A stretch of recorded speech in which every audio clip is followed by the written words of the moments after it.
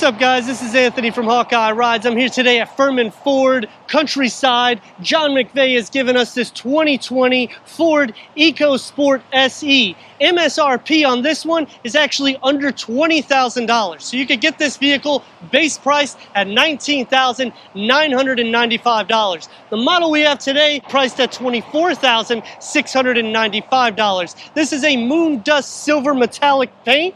This vehicle goes against your Honda HR-V. That particular vehicle would be $1,000 more, give or take, on the MSRP. We're going to go over some similarities and all the specs and details starting now.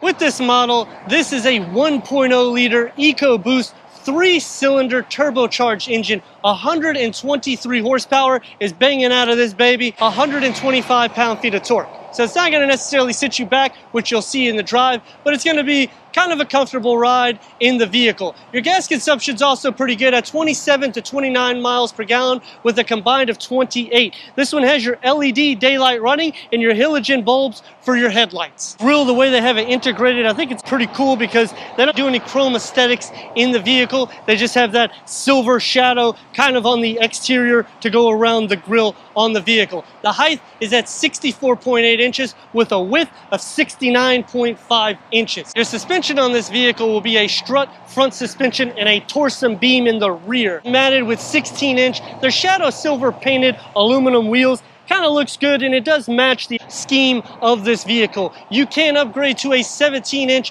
painted machine finished alloy wheel as well. 99.2 inches on the wheelbase at a length at 161.3 inches. The rear of the vehicle, you can add a tow package, which you could tow roughly around 1,400 pounds. If you were comparing this to that Honda HR-V, this would out-tow it. The vehicle inside for cargo is going to be 20.9 cubic feet and maxing at 50 cubic feet. You do have to open it from the side here, which is pretty cool. It does have that hatchback look inside as well. And another thing that I like is it mimics the Toyotas a bit because you can sit on the bumper. And as you're looking from the side profile stance, it does have some nice lines. Fenders do kind of flare out a little bit, so it does give kind of a little bit of a beefy look. As we get ready to go into the interior, let me know in the comments what you think about the exterior of this vehicle, and don't forget to give us a thumbs up. The interior of this EcoSport is a little bit more refined, I would say, than the HR-V, especially with space-wise. You're at 39.6 inches of headspace, 42.9 inches of leg space, which is better than the HR-V. Does not have navigation, however, you do have your Ford Connect Pass. You can do your navigation through your smartphone. Otherwise, you do have some settings here. You can also do your 4G Wi-Fi connection up to 10 devices up to 50 feet away from the vehicle. You do have your multi-function steering wheel as well. It's not necessarily a leather wrap, but it's a pretty sufficient steering wheel. It does feel pretty good for the price point it's in. You do have storage compartments throughout the cabin. So you have little cubbies inside on the passenger side. You have some here on top in front of the infotainment screen. You have more storage cubbies here. Inside here, you can even take this little tray up and it goes completely deep. You do have 2 cup holders here in the side, 2 or 3 more storage compartments, a 12 volt, 2 USBs, and about 3 cup holders in the door panel. In the rear of this vehicle, you're going to be getting 37.5 inches of headspace, which if you're around 6'3", 6'4", your head's going to hit the headliner. Leg space is around 36.7, which my knees relatively are touching the back of the front seat. However, if you are an average height, you're going to fit perfectly fine. If you're comparing it to the Honda HR-V, that one has more space for head and leg room.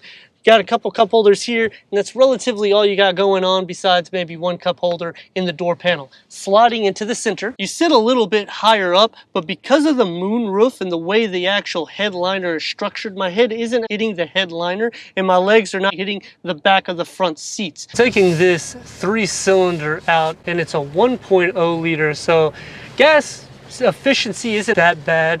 I was actually kind of expecting it would be a little bit more eco-friendly because of the engine being so small. Giving it a little go, so when you push the throttle, it will go. It's not necessarily going to be the fastest car on the road. So if you're going on the highway, what I would recommend is maybe slow down just a little bit, let some cars get in front of you, because this is not a race. However, for a commuting car, this vehicle will be great. If you're doing anything like hauling around, it's really good. Visibility in the car is actually good as well. You do have the blind spot mirrors on the vehicle, so that kind of helps it as well. So it makes it a little bit easier to see. And honestly speaking, there isn't really any blind spots in the car because it's a pretty small car as it is. With the technology that it has in this 8-inch touchscreen infotainment, pretty good too, because you are getting the latest Microsoft Sync 3 software in it. So that gives you the ability to do your navigation through your smartphone, through your actual voice. You don't have to push anything. And because everything is kind of right there and easily set for you, it also makes it relatively easy as well. Comfort in the vehicle is relatively comfortable,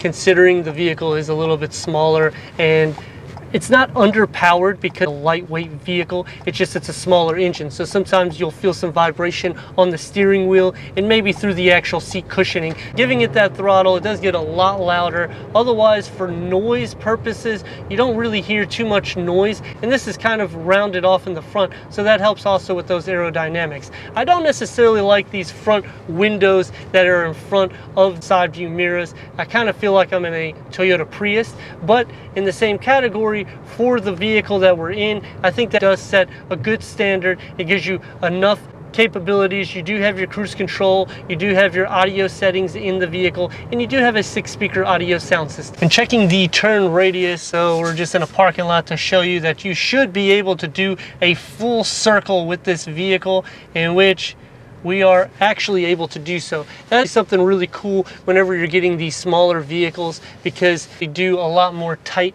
maneuvers than you would in a traditional SUV. And this is kind of gives you, the feel of an SUV off of the car chassis. And putting the hammer down on the vehicle, it does go, just not necessarily the fastest car on the road. But you're not buying that type of car. You're buying an everyday driving vehicle that can get you to point A to point B. We're gonna take this back to the dealership, go over that reverse camera, and wrap this review up. Going over your reverse camera, the lines do move, and even that little tow hook line there as well. You do have sensors in the back of the vehicle, so it should make some nice beeping noises whenever you get close to any objects. And just remember, the vehicle is relatively short in length, so you can actually go really far back in your parking. I'd like to thank John McVeigh here at Furman Ford Countryside for giving us this 2020 Ford EcoSport SE for our car review. If you're already a subscriber, thank you for being part of the community. If not, click the subscribe button, check out the details and merchandise and everything we do here at Hawkeye Rides.